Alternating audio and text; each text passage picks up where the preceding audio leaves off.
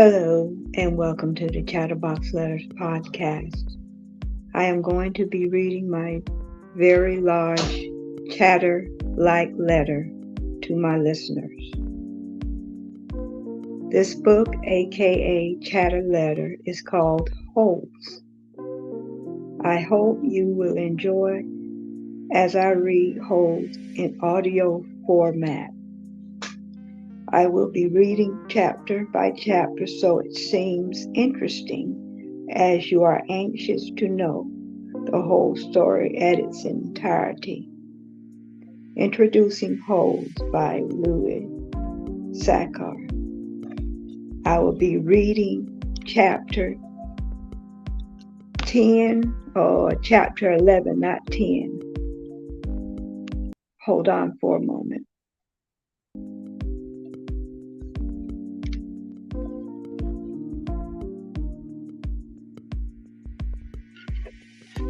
All right, I'll be reading chapter 11 of Holes. All right, let's get going here. Stanley returned to his hole. It wasn't fair. Mr. Podansky had even said his fossil was interesting. He slept. Hold on for a moment.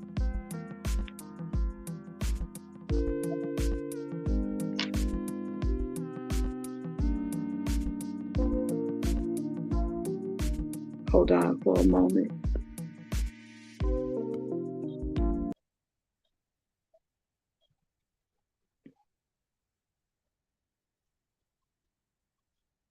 My background music, it keeps playing. I don't know why while I'm trying to read chapter 11. But I'm going to go ahead and read chapter 11 to everyone. Where did I left? Okay. See where I left off. Okay. He slammed his shovel into the ground and pried up another piece of the earth. After a while, he noticed X-Ray had come by and was watching him dig. Hey, caveman, let me talk to you for a second, X-Ray said. Stanley put down his shovel and stepped up out of his hole. Say, listen, said X-Ray. If you find something else, give it to me, okay? Stanley wasn't sure what to say. X-Ray was clearly the leader of the group, and Stanley didn't want to get his bad side.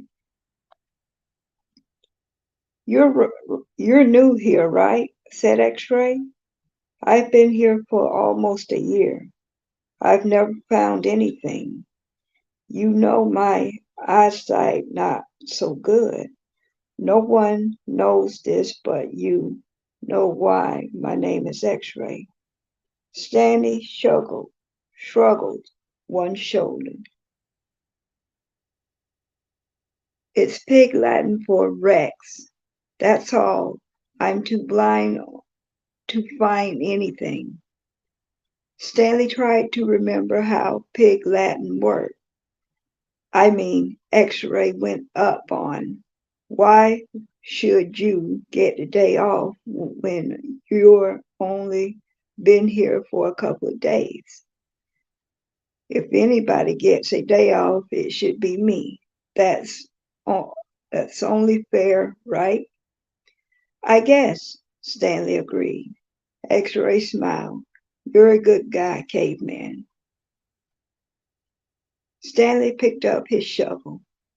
The more he thought about it, the more he was glad that he agreed to let X-Ray have anything he might find if he was going to survive at Camp Green Lake. It was far more important than X-Ray think he was a good guy than it was for him to get one day off. Besides, he didn't expect to find anything Anyway, there probably wasn't anything of interest out there. And even if there was, he'd never been what you call lucky. He slammed his blade into the ground, then dumped out another shovelful of dirt. It was a little surprising. He thought that X-Ray was the leader of the group, since be obvious wasn't the biggest or the toughest. In fact, except for Zero, X-Ray was the smallest. Armpit was the biggest. Zigzag may have been taller than Armpit, but that was only because of his neck. Yes, Armpit, and all the others seemed to be willing to do whatever X-Ray asked of them. As Stanley dug up another shovelful of dirt, it occurred to him that Armpit wasn't the biggest.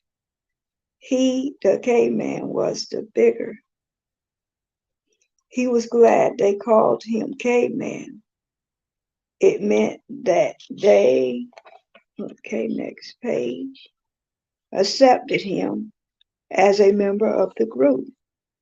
He would have been glad even if they called him Barkbag.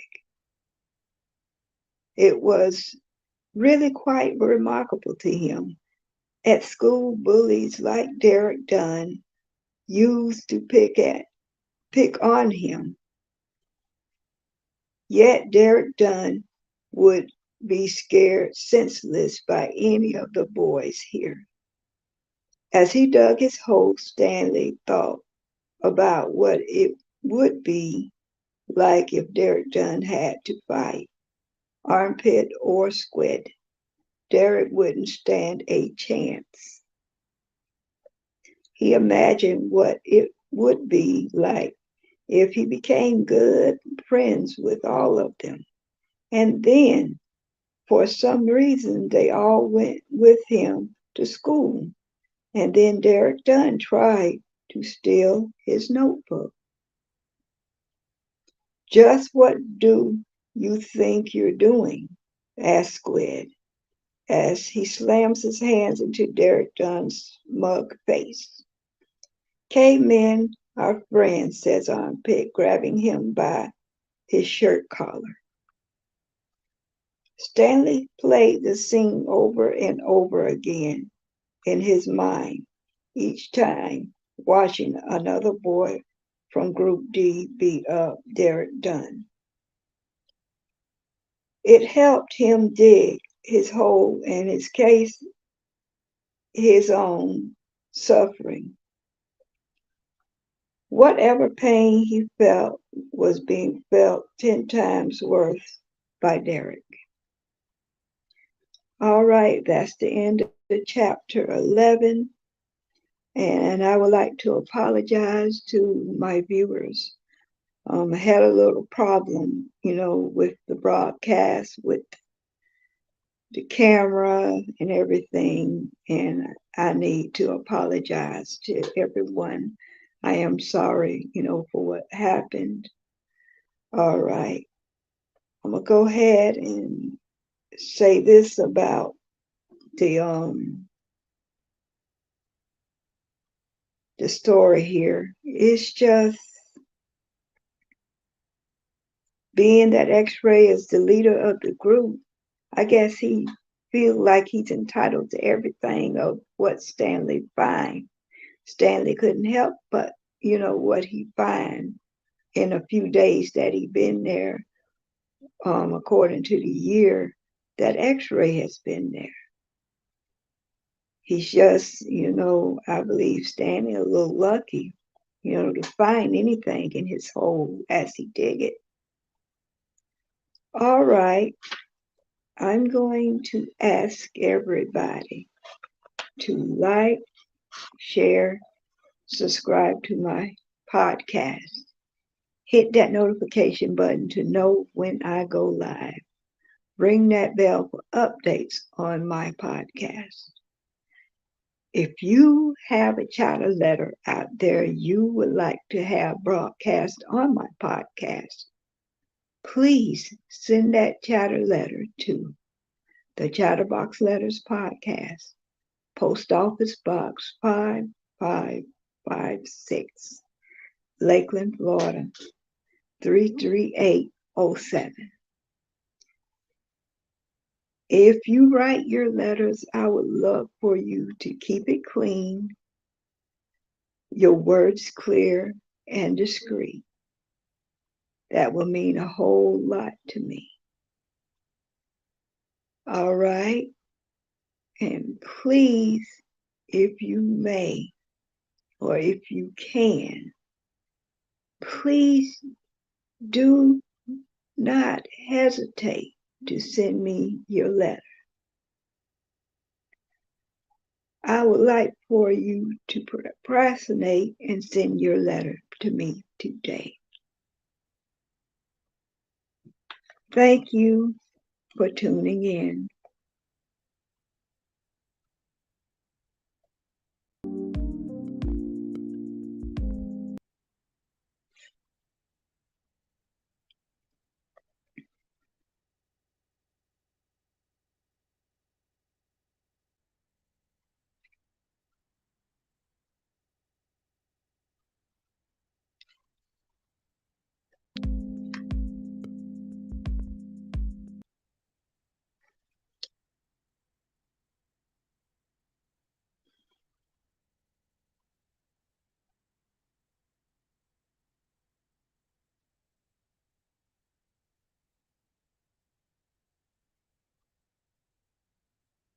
Having a little trouble with my background music. I'm going to go ahead and end my live.